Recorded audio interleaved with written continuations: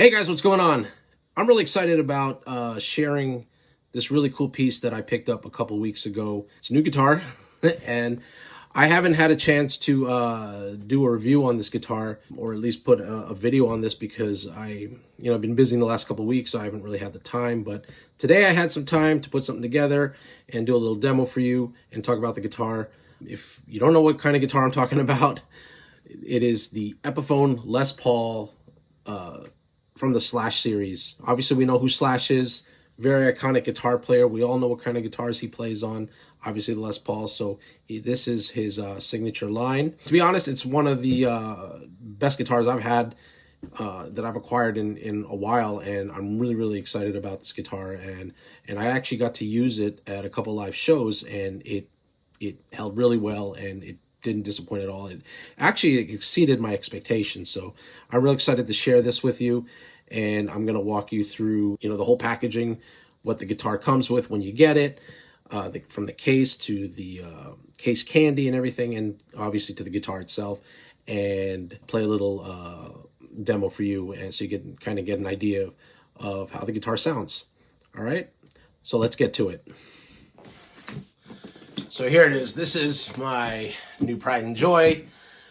This is the standard Epiphone hard case. There's really cool leather material. It even has the Slash logo on here. Difference between this and the Gibson model. The Gibson model actually comes in a brown case with the Gibson logo on here. And I really like the look of this case. It has not only, with the aesthetics, the leather and even the hardware, the latches on here, with the chrome latches, and regardless of the Slash logo, it does have a nice, cool rock and roll look to this case. So, and what do you say we open it up? All right, so moment of truth. Let's unlatch this. It's not like it's a big reveal. I'm sure you all know what the guitar looks like. This guitar's been out for a couple years now. I remember the feeling I had when I first opened the case. Wow. So as you can see, the case has a really nice plush material. It adds a nice contrast to the black leather outside of the case. You got obviously the guitar. You got your little compartment in here. I actually put my strap and tuner in there. What does come with the case actually is a little Epiphone swag here. This is called the case candy. That's what they call it. Comes with a bunch of stickers and promotional stuff. Slap a little Epiphone logo. This is a little bumper sticker right here. There's a little promotional tool where you can download the app for Android or iOS devices and play along to cool backing tracks and stuff. Warranty information right here. You got the little QR code, so you can scan that, open up a browser in your phone, and fill out the warranty information. More stickers. Okay, a nice cool little decal. You can put this on a window or a laptop or whatever. You got a little Gibson tag. I don't know what you'd really want to do with this tag or where you'd put it. Another sticker, and of course yet another sticker. This time in the shape of a guitar pick. And now the highlight of this whole thing is the guitar. Like I said, most of you have seen this before, seen either pictures of it or probably have tried it out at a music store or held it in your hand, whatever. It's got a nice weight to it. It's basically a Les Paul standard. A lot of the Epiphone standards nowadays actually have a push-pull to split the coils, but this doesn't. I guess it kind of stayed true to the Gibson specs as far as, what Slash would have on any of his guitars. It's got the little marker here underneath the knobs, so you can actually kind of match it up with what level of the dial you're in, but who really pays attention to that anyway? I don't know. Maybe some of you do. These are Epiphone Pro Buckers. Easily hot swappable. You could put Slash's signature Seymour Duncan Alnico 2s in here, but believe it or not, these pickups itself actually sound really, really good. I like that they didn't really kind of use the standard Epiphone headstock. It kind of, has a more inspired Gibson type of shape. Obviously, the Gibson version of this, you can tell it's a Gibson headstock, but with the Epiphone one, it kind of almost resembles a Gibson headstock, which I thought was really cool. And then you have these classic tuners in the back here. Of course, the Slash logo, and you got the Slash signature on the truss rod cap right here. The guitar comes standard with 10 to 46 gauge strings, which I really like because those are the strings I use. The action pretty much came pretty low set, but that's a matter of preference. You can adjust at any height you want, but it actually came to the height that I would normally have it at. Forgot to mention what else came with the case candy, because I already had it installed in my strap. These Epiphone strap locks. I actually put this in my strap, and all it is really, you don't even have to replace the strap button on the guitar, because all it is you just kind of hook it on until you hear that snap, just like that. And the same on this end. Again, these hooks just hug over the strap buttons, slide it on top, and as soon as you hear the click, you're in. And it's pretty solid. Let's tune it up and let's hear how it sounds. One thing I forgot to do was talk about the actual color of the guitar. This is what they call a November Burst. It's basically paying tribute to the actual Burst color guitar that Slash was using in the November Rain video, which is why they call it November Burst. Now, these come in various different colors. You have the Anaconda Burst, which is kind of like a green with a black kind of tint to it. Really pretty cool looking.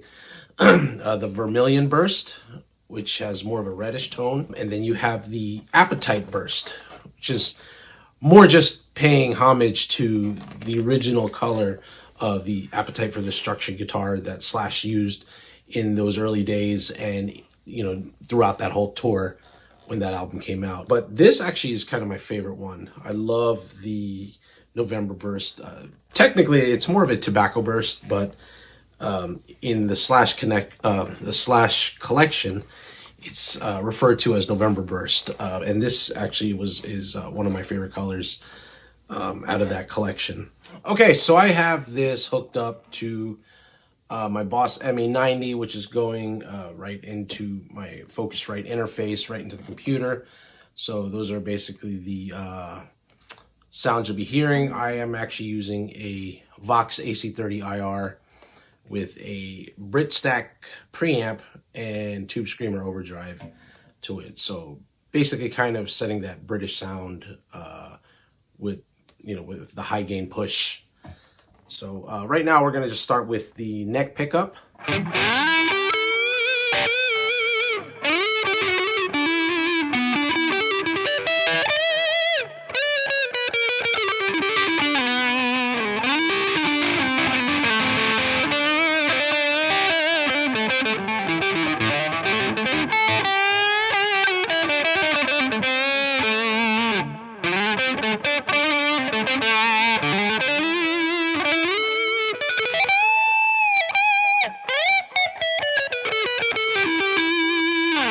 Roll that volume a little more.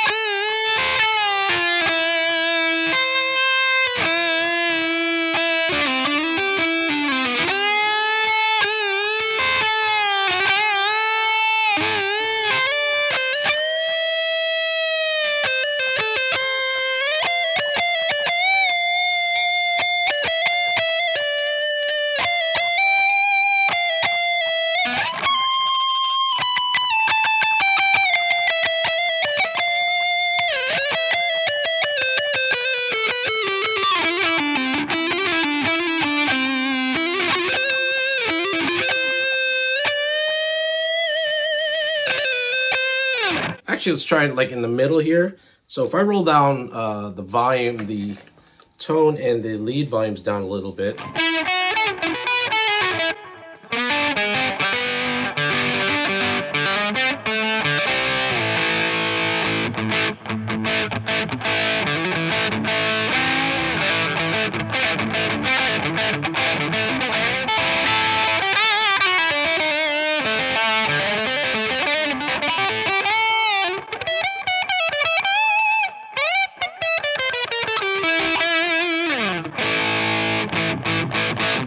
Not exactly a single coil tone, but you get a nice bluesy tone out of it, actually.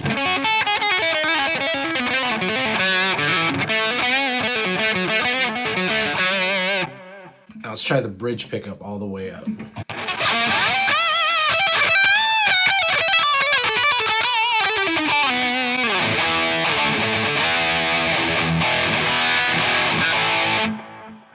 You know, with these Epiphone Pro Bucker pickups, they push some high gain pretty nicely.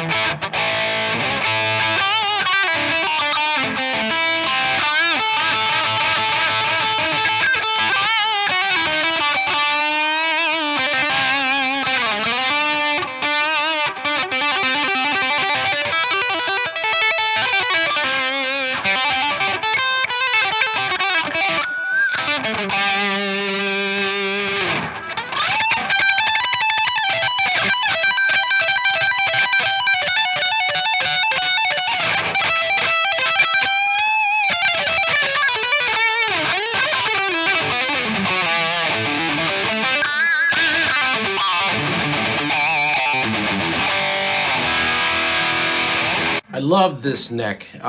This is actually a C-shaped neck, which is, again, it's a slash spec. It's how he really kind of likes his guitars. The neck is, it's not thin, but it's not, you know, thick, like typical Les Paul. And it's a pretty fast neck, too, which you can shred nicely on this thing.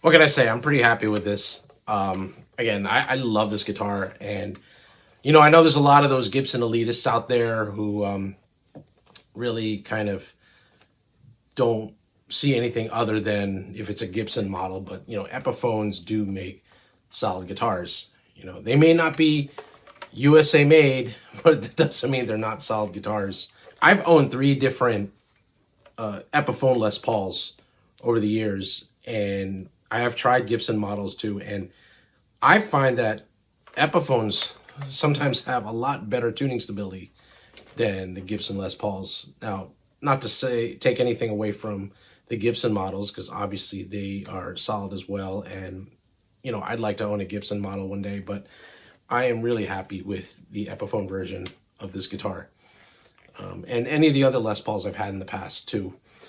But I would say by far this is one of my favorite LP models that I've had, at least that I've owned personally. But and even in most guitars that I've had over the years too, I'm really happy with this guitar. Well, I hope you enjoyed this video. So I want to thank everyone for tuning in and checking out my content, checking out this video. If you have any comments on this guitar, please put them below. I would love to hear your thoughts on this, or people that do own this guitar, and let me know how you found the guitar and what you think about it, because I'm pretty happy with this guitar. Once again, thank you all for tuning in and checking out my videos.